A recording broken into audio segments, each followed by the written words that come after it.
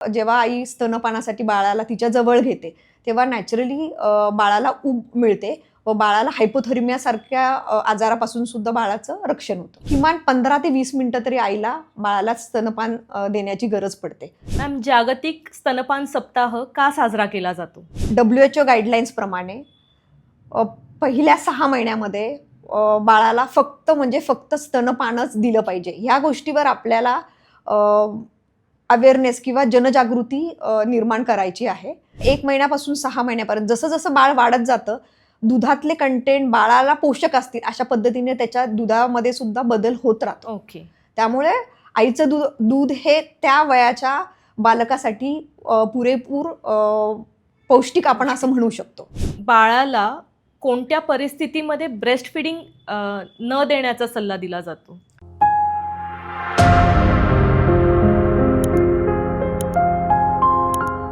नमस्कार, सोशल नगरच्या आजच्या पॉडकास्टमध्ये आपलं खूप खूप स्वागत. आजचा आपला विषय हा अतिशय कॉमन पण खूप कमी वेळा बोलला जाणारा आहे. आजच्या या विषयावर आपल्यासोबत चर्चा करण्यासाठी वहाडणे हॉस्पिटलच्या संचालिका डॉक्टर सोनाली वहाडणे मॅम आहेत. मॅम गेले 19 वर्ष झाले नगरमध्ये स्त्रीरोग आणि प्रसूती तज्ज्ञ म्हणून यशस्वीरित्या काम पाहत आहेत. चला तर मग आजच्या चर्चेला आपण सुरुवात करूया. नमस्कार मॅम, सोशल नगरच्या आजच्या पॉडकास्टमध्ये आपलं खूप खूप स्वागत. धन्यवाद जावळे मॅडम. मॅम, स्तनपान म्हणजे नक्की काय? स्तनपानाची व्याख्या सांगायची म्हटलं तर स्तनपान म्हणजे जन्मल्यानंतर आईचे दूध बाळाला पाजणे, जेणेकरून बाळाची सर्वांगीण विकास होतो व त्याचबरोबर त्याला प्रतिकारशक्ती मिळते. ओके. स्तनपान हे लवकरात लवकर कधी चालू करता येईल? चांगला प्रश्न विचारला आहे मॅडम तुम्ही. तर स्तनपान हे डिलिव्हरी झाल्या म्हणजे प्रसूतीनंतर, जर नैसर्गिक प्रसूती झाली तर अर्ध्या तासाच्या आत आपण स्तनपानाला सुरुवात करायला सांगतो, आणि जर सिझेरियननी प्रसूती झाली असेल तर 1 तासाच्या आत आपण स्तनपान हे सुरू करायला हवं. जन्मानंतर एका पहिल्या तासामध्ये स्तनपान सुरू करण्याचं काय महत्त्व आहे? सगळ्यात महत्त्वाचं म्हणजे जेव्हा आपण बाळाची नाळ आईपासून कट करतो तेव्हा नक्कीच बाळाला काहीतरी पोषण जलमल्या मिळायला हवं. तर ते लवकर आपण स्तनपान जेव्हा बाळाला देतो तेव्हा बाळामध्ये हायपोग्लायसिमिया किंवा बाळाची साखर कमी होण्याची शक्यता नैसर्गिक पद्धतीनेच कमी होते आणि बाळाला लवकर पोषण मिळतं. त्याचबरोबर बाळ आणि आईचं बॉन्डिंग त्या क्षणापासूनच सुरू होतं. बाळाला स्तनपान देण्याची योग्य पद्धत कोणती? स्तनपानाच्या सगळ्यात महत्त्वाचं म्हणजे स्तनपान देताना आईची पोझिशन ही तेवढीच महत्त्वाची असते आणि बाळाला ज्या पद्धतीने आपण हाताळतो तर ती पोझिशन ही सगळ्यात महत्त्वाची. तर शक्यतो स्तनपान देताना आपण आईला सांगतो की तिने एक कम्फर्टेबल पोझिशनमध्ये बसणं गरजेचं आहे. जर तिची नैसर्गिक प्रसूती झाली असेल तर बऱ्याचदा पेशंटला आम्ही सांगतो की त्यांनी व्यवस्थित मागे पाठीला उशी टेकून बसायला हवं. पाय अगदी त्या सरळ करून बसू शकता किंवा पालथी मांडी घातली तर बेटर राहील तिच्यासाठी. तर अशा पद्धतीने एक कम्फर्टेबल पोझिशनमध्ये आईने बसायला गरजेचं आहे, कारण किमान 15 ते 20 मिनिटं तरी आईला बाळाला स्तनपान देण्याची गरज पडते. म्हणून कम्फर्टेबल पोझिशनमध्ये बसणं फार गरजेचं आहे. त्याचबरोबर ज्यावेळेस आपण बाळाला स्तनपानासाठी घेतो त्यावेळेस काही महत्त्वाच्या पोझिशन्स WHOने सांगितलेल्या आहे आपल्याला. त्याच्यात एक क्रॅडल पोझिशन असते, मग फुटबॉल पोझिशन आणि एक लाईन डाऊन पोझिशन, अशा 3 पद्धतीने आपण बाळाला स्तनपान देऊ शकतो. क्रॅडल पोझिशनमध्ये आपण काय करतो की बाळाचं जे डोकं असतं ते आपण इथे कोपऱ्यामध्ये धरतो आणि खालच्या हाताने बाळाला आपण सपोर्ट देतो आणि बाळाचं जे बटक्स किंवा सीट आहे ते आपल्या हाताने पूर्णपणे आपण होल्ड करतो. बाळाला धरताना आपण बाळाला एका कुशीवर केलं जातं, म्हणजे आईची छाती ही बाळाच्या छातीला टेकलेली असते. तर मग अशा पद्धतीने आपण कम्फर्टेबली बाळाला होल्ड करू शकतो. दुसरी पोझिशन मी तुम्हाला सांगितली फुटबॉल पोझिशन, ज्याच्यामध्ये बाळाचं डोकं आई होल्ड करते आणि बाळाच्या शरीराचा भाग तिच्या हातावर ठेवून तो हाताच्या खालच्या बाजूला होल्ड केला जातो आणि मग त्या बाजूच्या स्तनाला बाळाला आपण आईला लावायला सांगतो. तर हे 2 मेन पोझिशन्स आहे ज्याच्यामध्ये कम्फर्टेबली आया बाळाला स्तनपान देऊ शकता.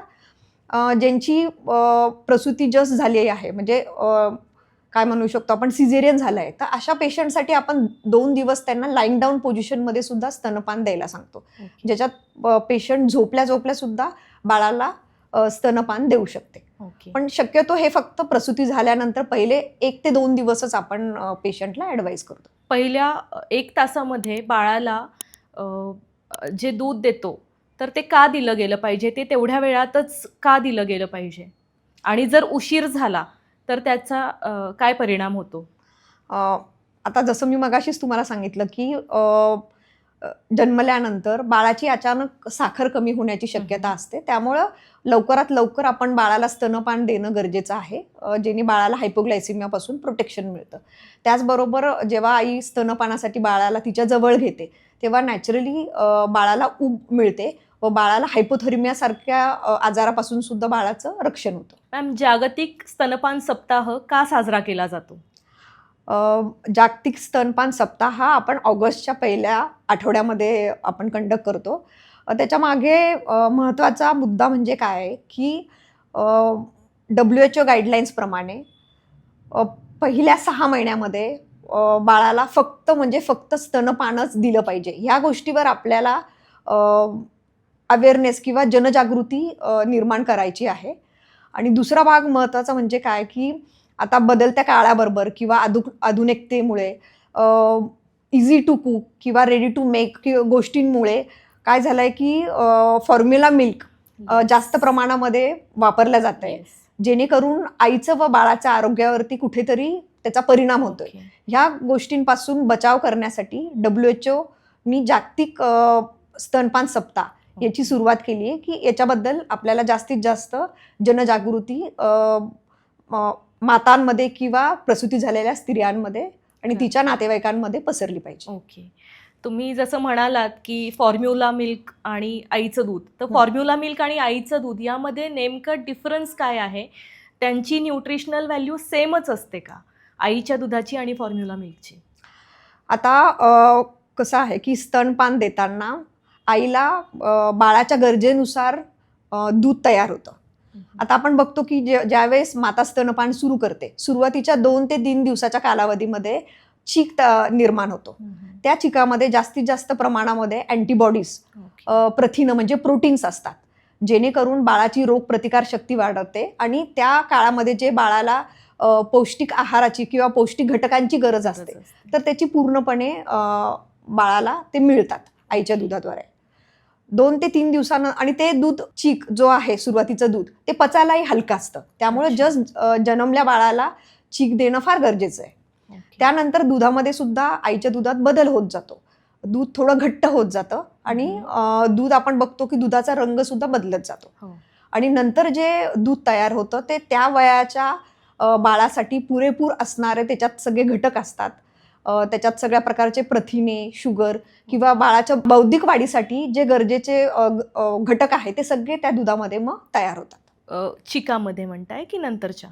कसं असतं की नंतर बाळ समजा 1 महिन्यापासून 6 महिन्यापर्यंत जसं जसं बाळ वाढत जातं, दुधातले कंटेंट बाळाला पोषक असतील अशा पद्धतीने त्याच्या दुधामध्ये सुद्धा बदल होत राहतो. ओके. त्यामुळे आईचं दूध हे त्या वयाच्या बालकासाठी पुरेपूर पौष्टिक आपण असं म्हणू शकतो. त्याच जागी जर आपण बघितलं की फॉर्म्युला मिल्कमध्ये पण आपल्याला प्रीमॅच्युअर बाळांसाठी low birth weight formula milk असतात आणि जे बाळं 2.5 किलोपेक्षा जास्त आहे त्यांच्यासाठी वेगळ्या पद्धतीचं फॉर्म्युला मिल्क मिळतं. तर हे टेम्पररी मोड ऑफ काय म्हणू शकतो आपण फीडिंग हे असू शकतं. आता आपल्याला सगळ्यात जास्त स्तनपानाबद्दलच आपल्याला अवेअरनेस क्रिएट करायचा आहे, तर आपण फॉर्म्युला मिल्कचे फक्त आपण फायदे बघूया आणि कुठल्या काळामध्ये किंवा केव्हा आपण द्यायला पाहिजे याबद्दल नंतर आपण डिटेलमध्ये बघूया. स्तनपान करताना बऱ्याच आयांना दूध कमी पडण्याची एक अडचण नेहमीच येते किंवा आईला वाटत राहतं की हे दूध मी पाजतीये बाळाला, पण बाळाचं पोट भरतंय की नाही, तर त्याबद्दल काय मार्गदर्शन कराल तुम्ही? आत्ताच मी तुम्हाला जसं सांगितलं की त्या वयानुसार आईला पुरेसं दूध तयार होत असतं. जर बाळाचं वजन कमी असेल, बाळ प्रीमॅच्युअर असेल तर त्याच्या त्याची भूक आणि ताण भागेल अशा पद्धतीनेच आईला दूध तेवढ्या प्रमाणामध्ये येत असतं. जसं जसं बाळाची भूक मोठी होते तसं नॅचरली आईच्या दुधामध्ये सुद्धा आपल्याला वाढ झालेली दिसते. ओके. तर दूध मला कमी येतंय किंवा बाळाचं पोट भरत नाही, हे आपण कसं ओळखायचं? बाळ जर 2-3 तासानंतर जागं होतंय किंवा व्यवस्थित 15 ते 20 मिनिटं बाळ स्तनावरती दूध घेतंय, त्याचा अर्थ बाळाचं पोट व्यवस्थित भरतंय. मग दिवसभरामध्ये किमान एक 3 ते 4 वेळेस बाळाला लघवी झाली पाहिजे. रात्रीतनं किमान 1 ते 2 वेळेस बाळाला लघवी होणं गरजेचं आहे. तर हे काही गोष्टी असतात ज्याच्यावरनं आपल्या लक्षात येतं की बाळाला ॲडिक्वेट फीड मिळतंय किंवा बाळाचं व्यवस्थित पोट भरतंय आणि बाळाचं दुधापासून पोषण होतंय. मग अशा परिस्थितीमध्ये आईला कुठल्याही प्रकारची चिंता करायची गरज नाही. आणि ज्यावेळेस आपण पिडियाट्रिशियनकडे महिन्याला चेकअपला घेऊन जातो त्यावेळेस आपल्याला बाळाच्या वजनामध्ये वाढ दिसते. हे सगळ्यात महत्वाचं पॅरामीटर आहे की बाळ चांगलं वाढतंय, बाळ शांत झोपतंय, बाळ दिवसभरामध्ये खेळतंय, किरकिर कमी करतंय. ह्या काही सायन्स असतात ज्याच्यावरनं आपल्या लक्षात येतं की बाळाचं पोट व्यवस्थित भरतंय आणि नॅचरलीच आईला दूधही प्रमाणामध्ये येते. ओके. बाळाचं आईला दूध जास्त प्रमाणात येण्यासाठी आईचा आहार कसा असला पाहिजे? छान प्रश्न विचारलाय मॅडम. आहाराबद्दल खूप गैरसमज असतात आपल्या लोकांमध्ये आणि त्याच्यामध्ये भर घालणारे पण समजा जुनी पिढी आहे की ज्यांना खऱ्या अर्थाने आपण काय म्हणू शकतो सायंटिफिक पद्धतीने त्या गोष्टी माहिती नसतात आणि मग कधी कधी चुकीचे सल्ले दिले जातात. तर आहाराचं सगळ्यात महत्वाचं म्हणजे कसं की प्रसूती झाल्यानंतर त्या स्त्रीला एक 500 किलो कॅलरीज आपल्या रेग्युलर आहारापेक्षा जास्त घेण्याची गरज असते. कारण एक साधारण 300 ते 500 कॅलरीज त्या आईचे स्तनपानामध्ये खर्च होत असतात. त्यामुळे जो तिचा रेग्युलरचा आहार आहे तो तिला एक थोड्या प्रमाणामध्ये वाढवा लागतो. आणि आपण मगाशीच बघितलं की आईला दर 2 ते 3 तासानंतर बाळाला स्तनपान द्यावं लागतं.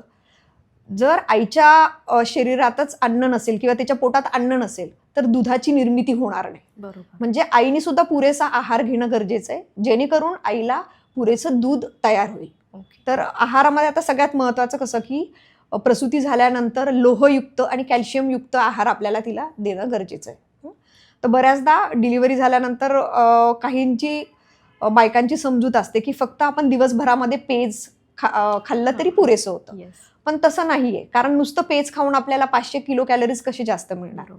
तर डिलिव्हरी किंवा प्रसूती झालेल्या मातेने आपण जसा आहार घेतो भाजी पोळी वरण भात असा पूर्ण सकस आहार तिने घेणं गरजेचं आहे. उलट तिने जास्त पौष्टिक आहार घेतला की दुधा वाटे तिच्या बाळालाही तेवढं पोषण मिळणार आहे. त्यामुळे आणि एका वेळेस जरी त्या महिलेने किंवा स्त्रीने जास्त खाल्लं नाही तर शॉर्ट फ्रिक्वेंट मील्स आपण तिला सांगू शकतो की जसं 3 तासानंतर ती बाळाला फिडिंग करणार आहे, स्तनपान देणार आहे, तसं दर 3 ते 4 तासानंतर तिने काहीतरी खाल्लं पाहिजे. तर ह्यात आम्ही काय सांगतो की सकाळी उठल्या उठल्या ज्या गोष्टी तुम्हाला इझी टू ईट किंवा रेडी असतात की समजा गुळ शेंगदाण्याचा लाडू, खारीक खोबऱ्याचा लाडू, अळीवाचा लाडू हे आधीपासून आपण पौष्टिक मानतो आणि ते प्रसूतीनंतरच्या महिलांसाठी पचायला हलका असतं आणि योग्य प्रमाणामध्ये त्याच्यामध्ये आयर्न म्हणजे लोह किंवा कॅल्शियम सुद्धा असतं. तर अशा गोष्टी जेव्हा आईला रात्रभर स्तनपान दिल्यानंतर भूक लागते तेव्हा उठल्या उठल्या अशा गोष्टी तिने घ्यायला हव्या.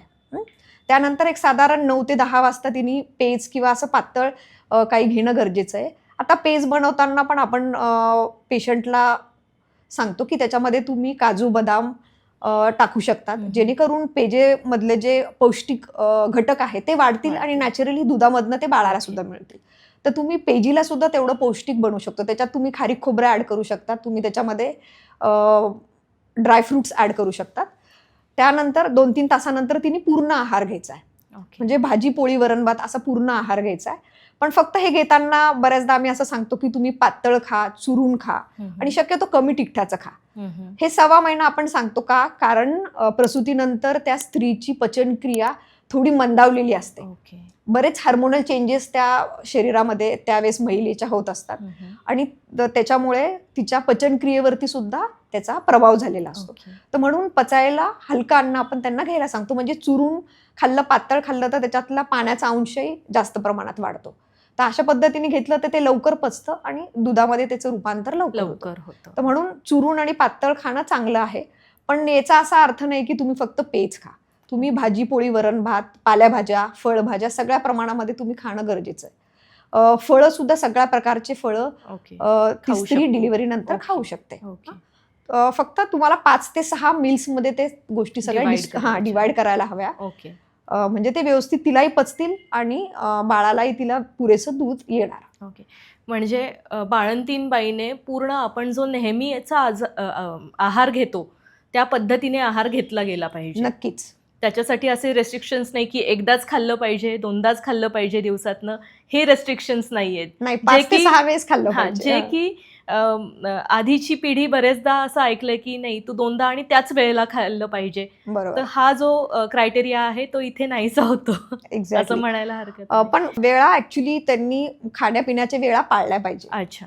म्हणजे बरोबर, म्हणजे त्यांचं वेळेवर जेवण खावण घेणं हे पण तेवढंच गरजेचं आहे. ओके. बऱ्याचदा काय होतं, आपल्याकडे डिलिव्हरी झाल्यानंतर बरेचसे पाहुणे रावळे येतात आणि मग काय होतं की पेशंट सुद्धा त्यांच्याशी गप्पा मारण्यामध्ये किंवा समाव त्या गोष्टींमध्ये त्या एंगेज झाल्या की खाण्यापिण्याकडे पण कुठेतरी दुर्लक्ष झालेलं दिसतं. ओके. किंवा सगळा लोड तिच्या आईवर आल्यामुळे काय होतं की प्रसूती झालेल्या मुलीकडे मी लक्ष देऊ का आलेल्या पाहुण्या रावळ्यांकडे लक्ष देऊ. तर अशा याच्यामध्ये कधी कधी आहाराकडे पण आपल्याला दुर्लक्ष झालेलं दिसतं. ओके. तर तसं न करता थोडं आईच्या आहाराला आधी प्राधान्य द्यावं असं मला वाटतं. नवीन आईला जेव्हा नवीन नवीन ती ब्रेस्ट फिडिंग चालू करते तेव्हा तिला छाती दुखते, तिची वेदना होतात. तर त्या वेदनांसाठी काही घरगुती उपाय किंवा त्या वेदना का होतात? सुरुवातीला पहिले 1 ते 2 दिवस ज्यावेळेस आईला आपण स्तनपान शिकवायला लागतो, तर सुरुवातीला काय असतं की आईचे जे निपल किंवा बोन्सचे जे असतात ते बऱ्याचदा कडक असतात. जसं जसं ती स्तनपान बाळाला द्यायला लागते तेव्हा ते नरम होतात आणि त्याच्यामधल्या ज्या वेदना आहेत त्या हळूहळू कमी होतात. तर त्या नॅचरल पेन्स असतात आणि ते खूप कमी प्रमाणामध्ये होतात, म्हणजे सहन करण्यासारखं आहे. त्यासाठी आपल्याला कुठल्याही प्रकारचं पेन किलर किंवा काही घ्यायची गरज नाही. आणि 2 ते 3 वेळेस एकदा स्त्रीने ते स्तनपान दिलं, आईने स्तनपान दिलं की आपोआपच त्या वेदना तिला कमी झालेल्या दिसतात. ओके. तर त्या वेदना होऊ नये म्हणून प्रसूतीपूर्व सुद्धा आपण काही स्तनाची काळजी पेशंट्सला मी घ्यायला सांगते. जसं का आंघोळीच्या वेळेस स्तन व्यवस्थित पद्धतीने धुवून काढणे, त्याच्यात टोकांमध्ये किंवा निपलच्या टिपमध्ये जे खीळ अडकलेली असते किंवा घाण अडकलेली असते तर ती व्यवस्थित आंघोळीच्या वेळेस तिने ते काढली पाहिजे, स्वच्छता ठेवली पाहिजे. नंतर काही जणांना निपलचा प्रॉब्लेम क्रिएट होतो की निपल अगदीच लहान असतात किंवा मोठे असतात, तर त्यांना सुद्धा आंघोळीच्या वेळेस गरम पाण्याने धुवून थोडा मसाज जर केला तर नक्कीच मग त्यांना ज्यावेळेस स्तनपान त्या सुरू करतात त्यावेळेस त्यांना वेदना होण्याची शक्यता कमी होते. तर स्तनाची तुम्ही पूर्वी काळजी घेतली तर नक्कीच या गोष्टी कमी होतील. आणि स्तनांची वेदना एवढं करूनही जर कमी नाही झाली तर ते डॉक्टरांना केव्हा दाखवलं पाहिजे, कोणत्या परिस्थितीमध्ये दाखवलं गेलं पाहिजे? चांगला प्रश्न आहे. पण आता कसं आहे की सुरुवातीला 2 ते 3 दिवस जर नैसर्गिक प्रसूती झाली तर पेशंट बऱ्याचदा दवाखान्यात असतात किंवा सिझेरियन प्रसूती झाली असेल तर किमान 4 ते 5 दिवस तरी त्या हॉस्पिटलमध्ये असतात.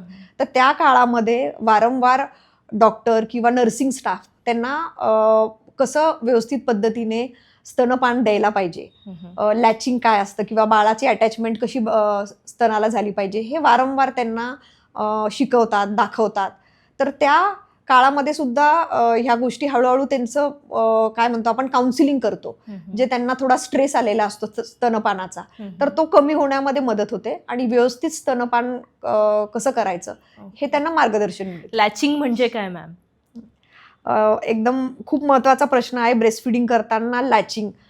तर लॅचिंग म्हणजे नक्की काय असतं की ज्यावेळेस आई बाळाला स्तनपान देत असते, शक्यतो जेव्हा बाळाला चांगली भूक लागते, म्हणजे ज्यावेळेस बाळ रडतं किंवा मोठा आ करतं त्यावेळेस स्तनाचा भाग म्हणजे निपल आणि एरिओला, निपलच्या बाजूला जो काळा पोर्शन असतो आपण त्याला एरिओला म्हणतो, हा जास्तीत जास्त भाग बाळाच्या तोंडात गेला पाहिजे. आणि ते तेव्हाच शक्य असतं ज्यावेळेस बाळ रडत असतं किंवा बाळ मोठा आ करतो, तेव्हा पूर्णपणे बाळाच्या तोंडामध्ये ते पुढचं टोक म्हणजे निपल आणि एरिओला हे दोन्ही गेलं पाहिजे. बाळाचा गाल आपल्याला असा फुगलेला दिसला पाहिजे. आणि मग त्यावेळेस बाळाचं लॅचिंग प्रॉपर झालं आपण असं म्हणू शकतो. कुठल्याही प्रकारे बाळाच्या होटामध्ये किंवा स्तनाच्या त्वचेमध्ये आपल्याला गॅप दिसला नाही पाहिजे. जेव्हा पूर्णपणे ते व्यवस्थित स्तनाला जोडला जातं तेव्हा ते आपण त्याला प्रॉपर लॅचिंग असं म्हणू शकतो. बाळाला कोणत्या परिस्थितीमध्ये ब्रेस्ट फिडिंग न देण्याचा सल्ला दिला जातो? 99% कुठल्याही परिस्थितीमध्ये ब्रेस्ट फिडिंग द्या, हाच आपला सल्ला सर्वप्रथम असतो. फार कमी कंडिशन्स अशा असतात जिथे ब्रेस्ट फिडिंग आपण देत नाही. जर एखाद्या प्रसूतीनंतर एखाद्या मातेला वॉरफेरिन हे ड्रग चालू असेल किंवा तिला अँटीसायकोटिक ड्रग्स, ओके.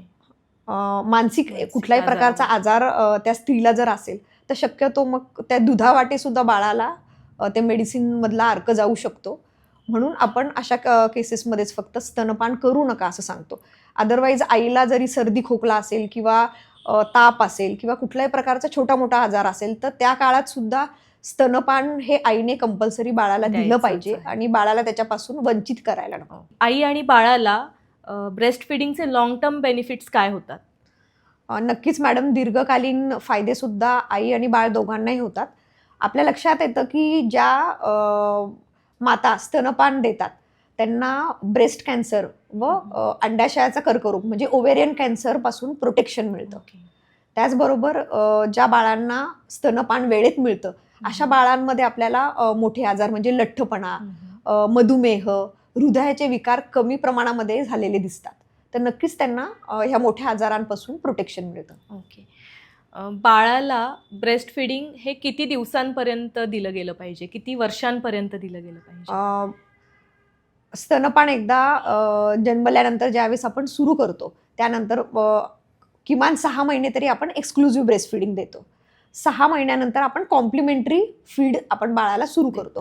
म्हणजे वरचं पातळ द्रव्य किंवा भाजीपोळी हळूहळू जसं जसं बाळाचं वय वाढतं त्याच्यानुसार आपण कमी जास्त घट्ट प्रमाणामध्ये आपण बाळाला द्यायला सुरुवात करतो. आपण त्याला कॉम्प्लिमेंटरी फीड म्हणतो. म्हणजे त्यावेळेस आपल्याला आईला म्हणजे त्यावेळेस बाळाला आपल्याला स्तनपान सुद्धा द्यायचं आहे. त्याचबरोबर आपल्याला बाळाच्या गरजेनुसार टॉप फीड सुद्धा ॲड करायचे. हे आपण बाळ 2 वर्षाचं होईपर्यंत WHO गाईडलाईन्स प्रमाणे बाळ 2 वर्षाचं होईपर्यंत आईने बाळाला स्तनपान देणं गरजेचं आहे. HIV आणि पांढरी कावीळ ज्या मातांना आहे त्या मातांनी ब्रेस्ट फीड केलेलं चालतं का? नक्कीच चालतं आणि त्यांनी ब्रेस्ट फिडिंग हे करायलाच हवं. कारण आईच्या स्तनाच्या दुधातनं किंवा ब्रेस्ट फिडिंगमधनं HIV व्हायरस किंवा हिपॅटायटिस B व्हायरस हा संक्रमित होत नाही. ओके. त्यामुळे बाळाला आपण सेफली ब्रेस्ट फिडिंग करू शकतो. बऱ्यापैकी महिला आता ह्या वर्किंग वुमन्स आहेत. आपण थोडंसं त्या साईडला शिफ्ट होऊयात. वर्किंग वुमनने नोकरीच्या ठिकाणी जाताना किंवा दिवसभराचा जो संच आहे तो बसवताना बाळाला दूध पाजायचं आहे हाही एक प्रश्न तिच्या मनामध्ये कायमच असतो. बरोबर. तर तिने ते शेड्यूल कसं बसवलं पाहिजे, तिने ते स्तनपानाच्या वेळा कशा ॲडजस्ट केल्या पाहिजे किंवा दूध कसं साठवलं पाहिजे? खूप चांगला प्रश्न आहे मॅडम आणि आजकालच्या ज्या नोकरी करणाऱ्या महिला आहेत त्यांच्यासाठी खरंच उपयुक्त प्रश्न आहे. आता आपण बघतो की प्रसूती झाल्यानंतर बऱ्याचदा महिला नोकरीसाठी बाहेर पडतात किंवा म्हणजे परगावी जातात, ट्रॅव्हल करतात. तर बऱ्याचदा आपल्या लक्षात येतं की म्हणजे वेगवेगळ्या ठिकाणी इवन बस स्टँड किंवा एअरपोर्ट, रेल्वे स्टेशन इथे आपल्याला फीडिंग वेगवेगळ्या रूम्स म्हणजे फीडिंग रूम्स निर्माण केलेल्या दिसतात जिथे बसून आई व्यवस्थित बाळाला स्तनपान देऊ शकते. आता WHOच्या गाईडलाईन्स प्रमाणे किमान बाळ 6 महिन्याचं होईपर्यंत तरी आपण मॅटर्नल लिव्ह ही आईला देतो जेणेकरून पहिले 6 महिने आई पूर्णपणे बाळाला वेळ देऊ शकते आणि पूर्णपणे आपण जे एक्सक्लुझिव्ह ब्रेस्ट फिडिंग म्हणतो ते ती प्रॅक्टिस करू शकते.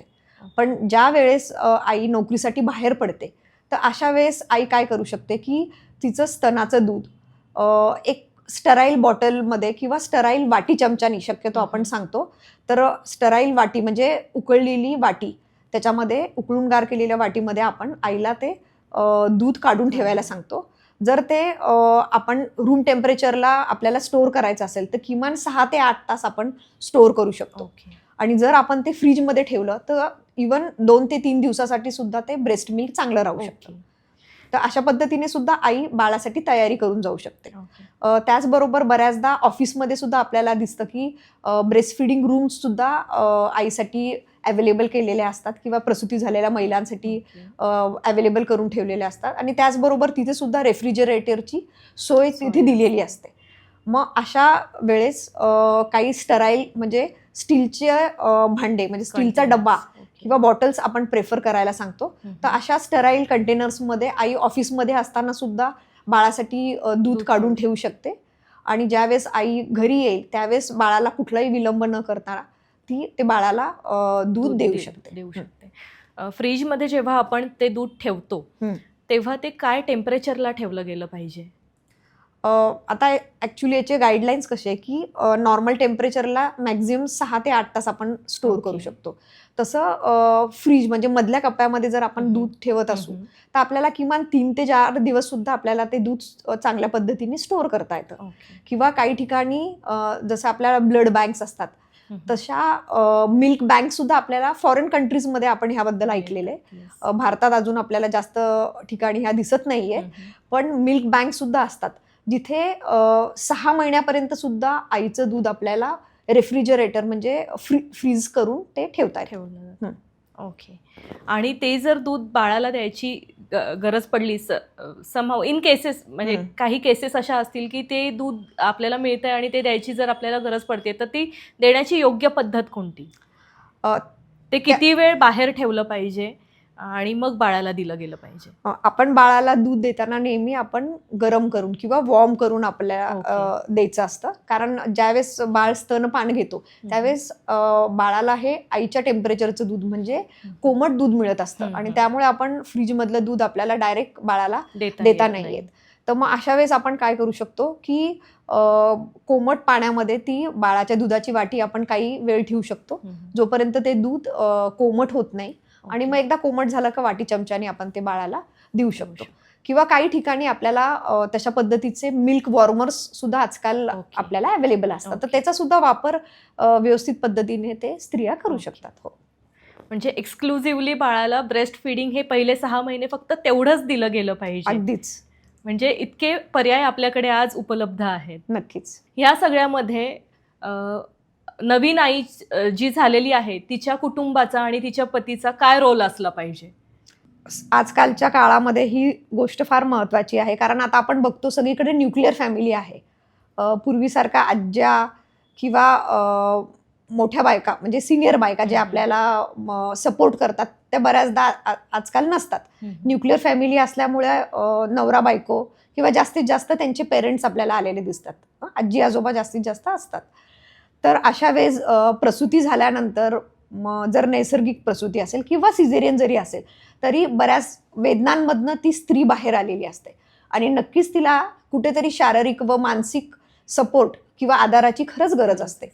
मग त्याच्यामध्ये आधार सगळ्यात महत्त्वाचं म्हणजे तिच्या मिस्टरांचा किंवा नवऱ्याचा आधार असणं फार गरजेचं आहे. त्याचबरोबर तिचे सासू सासरे किंवा आई वडील ह्या सगळ्यांनी तिला शारीरिक व मानसिक आधार देणं आणि तिला गरजेनुसार तिला सपोर्ट करणं फार महत्त्वाचं आहे.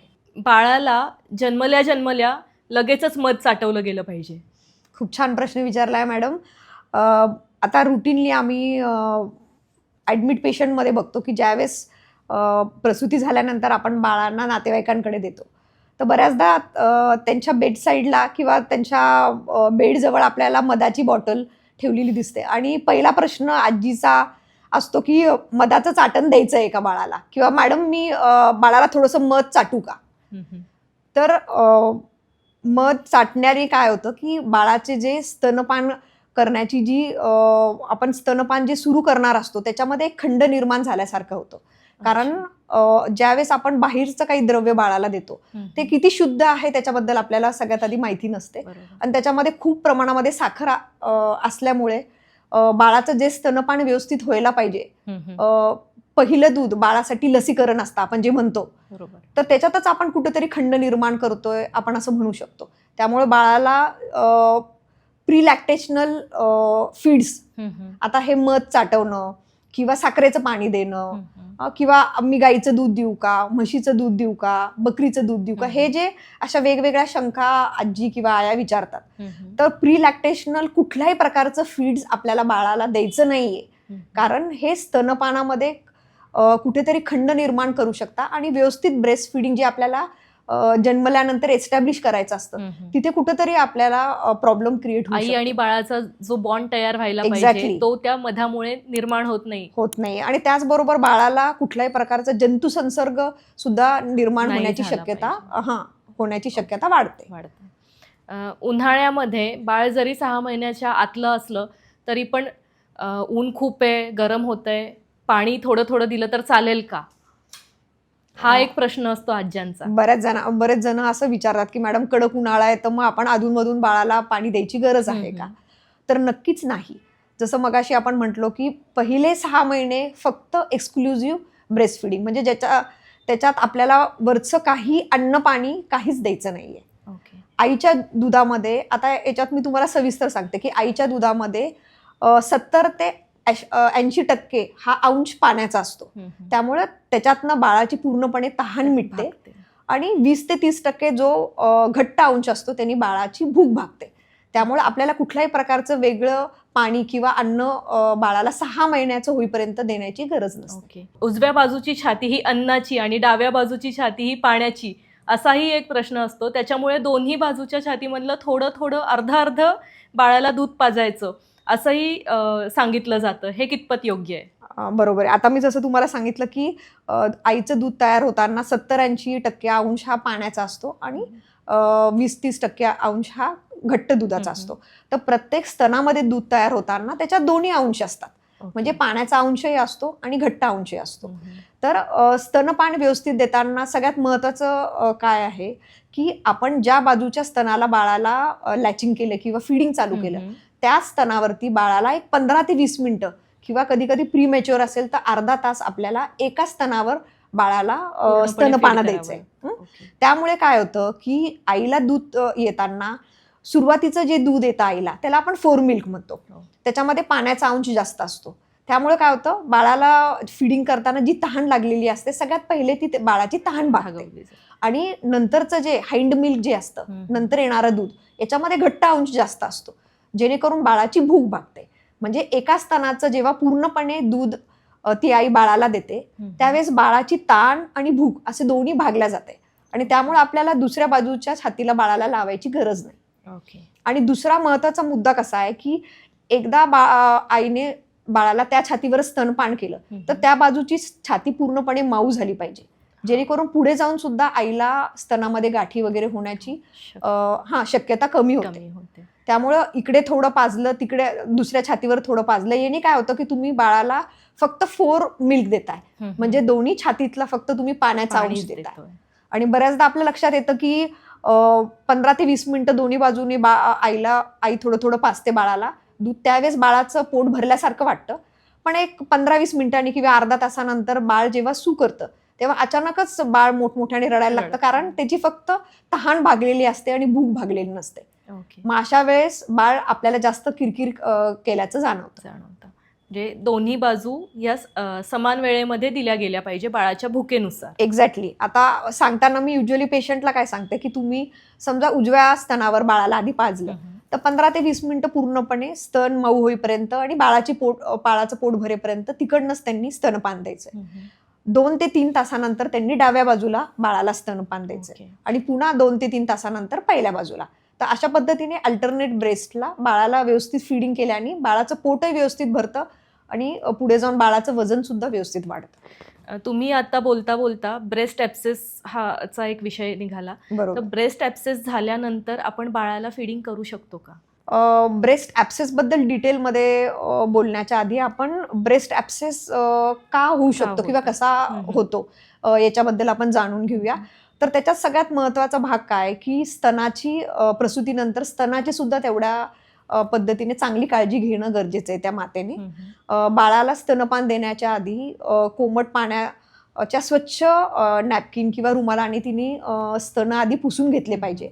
त्यानंतरच तिने बाळाला स्तनपान दिलं पाहिजे. त्यांनी जंतू संसर्ग होण्याची रिस्क कमी होते. त्याचबरोबर स्तनपान झाल्यानंतर सुद्धा स्तन पुन्हा एकदा साफ करण्याची गरज आहे. त्याचबरोबर आपण बाळाचं जे तोंड आहे किंवा होठ आहेत बाळाचे ते सुद्धा स्वच्छ माऊ कोमट पाण्याने आपण ते पुसून घ्यायला सांगतो. कारण काय होतं, जर दूध स्तनाच्या बाजूला साठून राहिलं तर त्याच्यामध्ये जंतू संसर्ग होण्याची प्रक्रिया सुरुवात होते, शक्यता वाढते आणि मग तेच पुढे जाऊन कधी कधी ब्रेस्टमध्ये मॅस्टायटिस किंवा ब्रेस्ट ॲप्सेस तयार होतात. दुसरी महत्त्वाची गोष्ट कशी आहे की स्तनपान झाल्यानंतर त्या बाजूचं स्तन मऊ झालं पाहिजे. जर आईला असं वाटतंय की बाळाचं पोट भरलंय पण स्तनामध्ये दूध साठळून राहिलंय, तर त्या स्तनातलं दूध लगेच तिने काढून वाटीमध्ये काढून ते टाकून दिलं पाहिजे, जेणेकरून तिच्या स्तनामध्ये कुठल्याही प्रकारची दुधाची गाठ निर्माण होणार नाही. कारण जर ती दुधाची गाठ तशीच राहिली तर त्यात जंतू संसर्ग होऊन पुढे जाऊन आपल्याला ब्रेस्ट ॲप्सेस सारखे प्रॉब्लेम्स निर्माण होऊ शकतात. हो. अशा परिस्थितीमध्ये आपण बाळाला दूध देऊ शकतो का आईचं? ब्रेस्ट ॲप्सेसमध्ये जर निपलमधनं किंवा स्तनामधनं कुठल्याही प्रकारचा पू किंवा पू सारखा द्रव्य येत असेल तर शक्यतो त्या बाजूच्या स्तनातनं आपण आईला स्तनपान द्यायला नाही सांगत.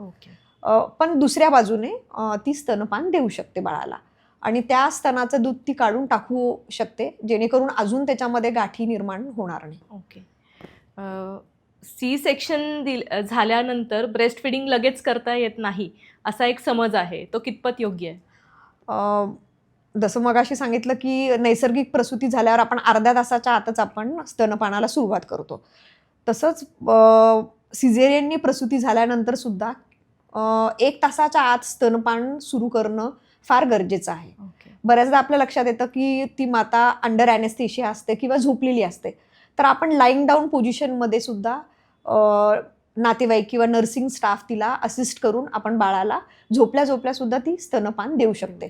पण ते नक्कीच 1 तासाच्या आतच सिझेरियन झाल्यानंतर सुद्धा ते देणं गरजेचं आहे. फॉर्म्युला मिल्क आणि आईचं दूध याच्यामध्ये असा समज आहे की जे फॉर्म्युला मिल्क पिणारी मुलं आहेत ते जास्त हेल्दी इन द सेन्स वजनाने जरा जास्त बाळसेदार होतात, तर ह्यात कितपत तथ्य आहे? ॲक्च्युली खरं बघायला गेलं तर ते अपोजिट आहे, म्हणजे उलटं आहे. ज्या मुलांना किंवा बाळांना जन्मापासून स्तनपान व्यवस्थित दिलं जातं त्या बाळांचे नक्कीच वजनही चांगलं वाढतं, त्यांची रोगप्रतिकारशक्ती चांगली असते, म्हणजे ते जास्त वेळेस आजारी पडत नाही. आणि त्यामुळे आपण बघतो की त्यांचं वेट गेनसुद्धा ज्या वयासाठी जितकं पुरेसं आहे त्या पद्धतीने आपल्याला त्यांची वाढ झालेली दिसते. फॉर्म्युला मिल्कनी वजन वाढत नाही. फॉर्म्युला मिल्क हे बऱ्याचदा आईच्या दुधाऐवजी दिलेलं असतं, त्यामुळे वजन वाढतं असं म्हणू नाही शकत. बऱ्याचदा आपल्या लक्षात येतं की ते व्यवस्थित पद्धतीने जर बनवलेलं नसेल किंवा ते निर्जंतुक पद्धतीने बनवलेलं नसेल तर बऱ्याचदा लहान बाळांना उलट्या किंवा जुलाब होऊन त्यांचे वजन कमी झालेले आपल्याला जास्त दिसतात. स्तनपानाचे बाळाला तर फायदे आहेतच, पण बाळाला आणि आईला दोघांनाही अजून काय फायदे आहेत स्तनपानाचे? स्तनपान हे बाळासाठी अमृतासारखं आहे आणि त्याचबरोबर आपण मगाशी पण पाहिलं की स्तनपान हे बाळाचं पहिलं लसीकरण आहे. तर नक्कीच स्तनपानामधनं जे बाळाला दूध मिळतं त्याच्यामध्ये पुरेसे पौष्टिक घटक, नंतर जीवनसत्व, त्याचबरोबर पाचक द्रव्य आणि खूप प्रमाणामध्ये अँटीबॉडीज असतात, जे बाळाच्या सर्वांगिक म्हणजे बौद्धिक, शारीरिक व मानसिक वाढीसाठी गरजेचे असतात. तर महत्त्वाचा मुद्दा हा आहे की बाळाचं सर्वांगीण विकासासाठी स्तनपान हे फार गरजेचं आहे. त्याचबरोबर ज्या बाळांना सुरुवातीपासून स्तनपान मिळतं अशा बाळांमध्ये वेगवेगळे आजार म्हणजे वारंवार उलट्या जुलाब होणं किंवा ॲलर्जिक दमा, बालदमा, काही क्रोनिक आजार ह्यापासून बाळांना संरक्षण मिळतं. त्याचबरोबर ज्यावेळेस आई बाळाला स्तनपान देते तेव्हा बाळाला आईच्या शरीरातली ऊब मिळते, त्यामुळे हायपोथर्मियासारख्या आजारापासून सुद्धा बाळांना प्रोटेक्शन मिळतं. तर हे महत्त्वाचे आपण म्हणू शकतो की बाळाला हे वेगवेगळे फायदे होतात. त्याचबरोबर ज्या बाळांना स्तनपान मिळालं आहे त्यांची मानसिकता म्हणजे मेंटल डेव्हलपमेंट खूप चांगली असते आणि बौद्धिक वाढही त्यांची खूप चांगल्या पद्धतीने पुढे होते, कारण त्याच्यामध्ये बुद्धीच्या वाढीसाठी जे मल्टीव्हिटॅमिन्स किंवा द्रव्यांची गरज असते ते पुरेपूर त्यांना त्याचं पोषण मिळतं. तर अशा पद्धतीने आपण बाळाला तर फायदे होतातच त्याचे. त्याचबरोबर बाळाला आईची माया मिळते जी आपण फॉर्म्युला मिल्कमधनं मिळणार नाही कदाचित. तर हा एक सगळ्यात महत्त्वाचा मुद्दा आपण इथे मांडू शकतो की आईची माया, आईची ममता ही जे इमोशनल बॉन्डिंग होतं एक्झॅक्टली ते बाळ आणि आईचं इमोशनल बॉन्डिंग हे ब्रेस्ट फिडिंगमधनंच निर्माण होतं. तर हा एक सगळ्यात महत्त्वाचा मुद्दा आहे. नंतर आईसाठी सुद्धा नक्कीच त्याचे फायदे होतात की ज्या महिला किंवा प्रसूतीनंतर ज्या माता लवकर स्तनपान सुरू करतात त्यांची लवकर रिकव्हरी होते. नैसर्गिक प्रसूती असो किंवा सिझेरियन प्रसूती असो, तर त्यांची रिकव्हरी ही आपल्याला लवकर होताना दिसते. त्याचबरोबर अशा स्त्रियांमध्ये प्रसूतीनंतर रक्तस्राव सुद्धा कमी होतो. ह्या हार्मोन्समुळे गर्भपिशवी लवकर अंकुचित येते आणि त्यामुळे रक्तस्रावासारखे प्रॉब्लेम्स त्यांच्यामध्ये क्रिएट होत नाही. त्याचबरोबर आपण बघतो की स्तनपान हे बाळाच्या गरजेनुसार त्वरित उपलब्ध असतं, की बाळ रडलं की आई लगेच बाळाला स्तनपान देऊ शकते. म्हणजे त्याच्यात आईचा वेळही वाचतो, आईची काय म्हणतो आपण आईचे श्रम सुद्धा वाचतात आणि त्याचबरोबर आपल्याला वेगळं बाहेरनं दूध आणणं किंवा फॉर्म्युला मिल्क बनवणं ह्यामध्ये जे वेळ जातो आपण जे पैसे खर्च करतो तर त्याची सुद्धा बचत आपल्याला झालेली दिसते. म्हणजे खऱ्या अर्थाने वेळेची आणि आर्थिक बचत होते आणि श्रमाची सुद्धा बचत होते आणि तेवढाच वेळ आईला पुरेसा आराम करण्यासाठी किंवा याच्यासाठी मिळू शकतो. तर अशा पद्धतीने आईला त्याचे फायदे होतात. 6 महिन्यानंतर आपण जेव्हा बाळाला कॉम्प्लिमेंटरी फीड चालू करतो तेव्हा कॉम्प्लिमेंटरी फीड आणि ब्रेस्ट फिडिंग हे किती फ्रिक्वेंटली दिलं गेलं पाहिजे आणि त्याच्यामध्ये अंतर किती असलं पाहिजे? आता सुरुवातीला कसं आहे मॅडम, ज्यावेळेस आपण कॉम्प्लिमेंटरी फीड्स ॲड करतो तेव्हा आम्ही पेशंटला सांगतो की दिवसभरामध्ये 2 ते 3 वेळेस ते टॉप फीड्स किंवा कॉम्प्लिमेंटरी फीड्स देऊ शकता आणि शक्यतो हे आपण अल्टरनेट बेसिसवर देतो. की सुरुवातीला जर आईने स्तनपान दिलं असेल तर 2-3 तासानंतर ती कॉम्प्लिमेंटरी फीड देऊ शकते.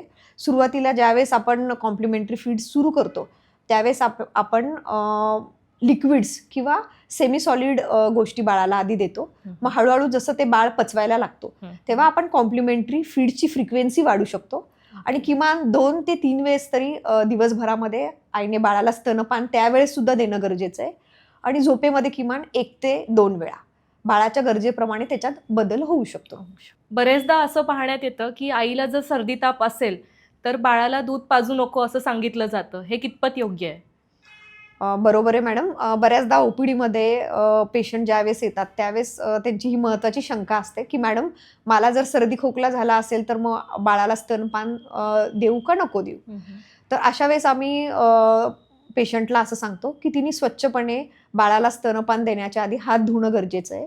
त्याचबरोबर जर आईला सर्दी असेल किंवा तिला खोकला झाला असेल तर अशा वेळेस तिने मास्क वापरून बाळाला स्तनपान देणं गरजेचं आहे, जेणेकरून बाळाला संसर्ग होणार नाही. पण त्यावेळेस सुद्धा बाळाला स्तनपान देणं हे फार गरजेचं आहे. आईने एक्सरसाइज स्टार्ट केल्यानंतर आईचं दूध कमी होतं हा एक समज आहे, त्याबद्दल काय सांगाल? एक्सरसाइज ही प्रसूतीपूर्व म्हणजे गरोदरपणाच्या कालावधीत सुद्धा करणं गरजेचं आहे. तसंच प्रसूतीनंतर सुद्धा व्यायाम हा पेशंटचं शारीरिक व मानसिक आरोग्यासाठी गरजेचं आहे. नक्कीच आईचं जर शारीरिक आणि मानसिक आरोग्य चांगलं असेल तर दूध तिला चांगल्या प्रमाणात येईल आणि ती व्यवस्थित पद्धतीने बाळाला स्तनपान देऊ शकते. त्याचा दुधावर काहीही परिणाम नाही, त्याचा झाला तर चांगलाच परिणाम होणार. स्तनपान दिल्यानंतर बाळाला ढेकर काढणं हे कितपत गरजेचं आहे? आपण त्याला बर्पिंग असं म्हणतो. तर प्रत्येक वेळेस स्तनपान दिल्यानंतर आपण आईला किंवा आजीला सांगतो की बाळाला त्यांनी काही वेळ म्हणजे 10 ते 15 मिनिटं बाळाला असं उभं धरायचं असतं. उभं धरताना सुद्धा आपल्याला ही काळजी घ्यायची असते की बाळाचं तोंड किंवा नाक कुठल्या प्रकारे दबलं नको जायला आणि 10 ते 15 मिनिटं आपण बाळाच्या पाठीवर अलगदपणे जर हात फिरवला किंवा माइल्ड टॅपिंग केलं तर बाळ पटकन ढेकर देतो. आणि याच्या मागचं कारण काय आहे की बऱ्याचदा ज्यावेळेस बाळ स्तनपान करत असतं त्यावेळेस दुधाबरोबर काही प्रमाणामध्ये हवा सुद्धा बाळाच्या पोटात जात असते आणि ती हवा जर बाळाच्या पोटात तशीच राहिली तर बाळाला स्तनपान दिल्यानंतर अचानक उलटी झालेली आपल्या लक्षात येते किंवा काही वेळेस त्या हवेमुळे बाळाला क्रॅम्प्स येऊ शकतात किंवा बाळाचं पोट दुखू शकतं आणि बाळ वारंवार रडू शकतं. तर हे असं होऊ नये म्हणून बाळाला पाजून झाल्यावर 10 ते 15 मिनिटं बाळाला उभं धरायचं आणि एक अलगदपणे बाळाच्या पाठीवर हात फिरवायचा, जेणेकरून बाळ ते गिळलेली हवा बाहेर येते आणि त्याला आपण ढेकर काढणं असं म्हणतो.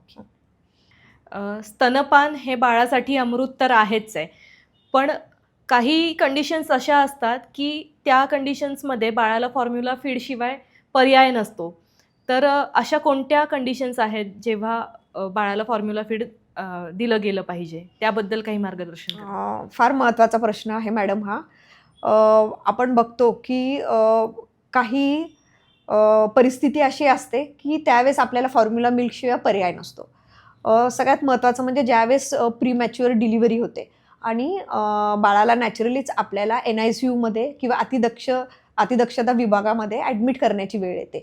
मग अशा वेळेस बऱ्याचदा आई दुसऱ्या दवाखान्यात असते किंवा बाळ दुसऱ्या दवाखान्यात असतं आणि लवकरच्या काळामध्ये प्रसूती झाल्यामुळे बऱ्याचदा आईला सुद्धा दूध लवकर येत नाही. तर ही अडचण कधी कधी निर्माण होऊ शकते. तर अशा काळात की ज्यावेळेस बाळ NICUमध्ये किंवा अतिदक्षता विभागात असेल तेव्हा ते अंडर डॉक्टरांच्या गायडन्समध्ये किंवा सुपरविजनच्या अंडर असतं. तर अशा वेळेस आपण किंवा तिथल्या सिस्टर, ट्रेन नर्सिंग स्टाफ बाळाला योग्य पद्धतीने योग्य त्या प्रमाणामध्ये फॉर्म्युला मिल्क आपण देणं त्यावेळेस गरजेचं ठरतं. तर अशा काळात आपण देऊ शकतो. दुसरी महत्त्वाची गोष्ट म्हणजे ज्यावेळेस आईला एखादा मोठा आजार असेल की प्रसूतीमध्ये कुठल्या प्रकारचे कॉम्प्लिकेशन झाले असतील, ज्याच्यासाठी आईला अतिदक्षता विभागामध्ये ॲडमिट करायची वेळ आली असेल किंवा मगाशी आपण बघितलं की आईला काही मानसिक आजार किंवा प्युपेरल सेप्सिस किंवा प्युपेरल सायकोसिस असे जर काही आजार झाले असतील तर अशा वेळेस आपल्याला फॉर्म्युला मिल्क किंवा मिल्कशिवाय पर्याय नसतो. तर अशा वेळेस आपण डॉक्टरांच्या योग्य सल्ल्याने आपण ते व्यवस्थित पद्धतीने त्या बाळाला देऊ शकतो.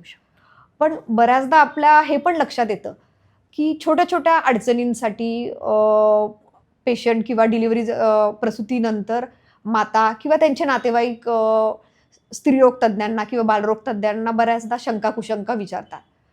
पण ज्यावेळेस फॉर्म्युला मिल्क सुरू करायचं असतं घरी त्यावेळेस ते कुठलाही सल्ला न घेता किंवा डॉक्टरांना न विचारता कुठल्याही मेडिकल सुपरविजन न घेता घरच्या घरी आपल्या मनाने सुद्धा फॉर्म्युला मिल्क नुसतं TV वरती ॲड सुद्धा सुरू केलेलं दिसतं आपल्या. आणि याच्यामुळे फार चिंतेची बाब निर्माण होऊ शकते. यामुळे बाळाला किंवा आईला वेगवेगळ्या प्रकारच्या समस्या निर्माण होण्याची खूप शक्यता आहे. तर फॉर्म्युला मिल्क काही वेळा किंवा काही परिस्थितीमध्ये देणं योग्य ठरू शकतं, पण ते सुद्धा डॉक्टरांच्या सल्ल्याशिवाय द्यायला नको. आजच्या भागाच्या आपण शेवटच्या टप्प्यात आहोत. तर आपण नवीन मातांना आणि त्यांच्या कुटुंबाला काय सल्ला द्याल? 3 आता महत्त्वाच्या गोष्टी आपण शेवटी पेशंट आणि नातेवाईकांना याच्या थ्रू आपण सांगू शकतो की सगळ्यात महत्त्वाचं म्हणजे स्तनपान हे बाळासाठी अमृत आहे आणि स्तनपान हे बाळाचं पहिलं लसीकरण आहे. त्यामुळे जन्मल्यानंतर सगळ्यात पहिले बाळाला 6 महिन्याचं होईपर्यंत स्तनपान हे एक्सक्लुझिव्हली म्हणजे फक्त स्तनपान हे स्तनपानच देणं गरजेचं आहे. त्याचबरोबर 2 वर्षापर्यंत आपण कॉम्प्लिमेंटरी फीड जरी सुरू केलं तरी 2 वर्षापर्यंत ते बाळाला आपल्याला स्तनपान देण्याची गरज आहे. आणि हे व्यवस्थित पद्धतीने दिल्यानंतरच बाळाची सर्वांगीण विकास शारीरिक, बौद्धिक किंवा मानसिक पद्धतीने होणार आहे. त्यामुळं स्तनपान खूप गरजेचं आहे. किंवा मी असंही म्हणू शकते की स्तनपान हा बाळाच्या आयुष्याचा पाया आहे. आणि जर याच्यामध्ये कुठल्याही प्रकारचे बदल आपण निर्माण केले तर बाळाच्या आयुष्याचा पाया आपण ठिसूळ करत आहोत का, ह्या गोष्टीवर आपण विचार करणं गरजेचं आहे. Thank you so much ma'am. तुम्ही आज सोशल नगरच्या टीमसाठी आपल्या वेळेतला अतिशय महत्त्वाचा वेळ काढला आणि स्तनपानाविषयी खूप योग्य प्रकारे सायंटिफिक मार्गदर्शन केलं आहे. त्याबद्दल आपले खूप खूप आभार. जागतिक स्तनपान सप्ताहानिमित्त आपण जो आज पॉडकास्ट केला आहे व सोशल नगरनी मला आज इथे मार्गदर्शन देण्यासाठी बोलवलं आहे, त्यासाठी मी तुमच्या सगळ्यांचे खूप खूप आभार मानते. धन्यवाद. So much ma'am.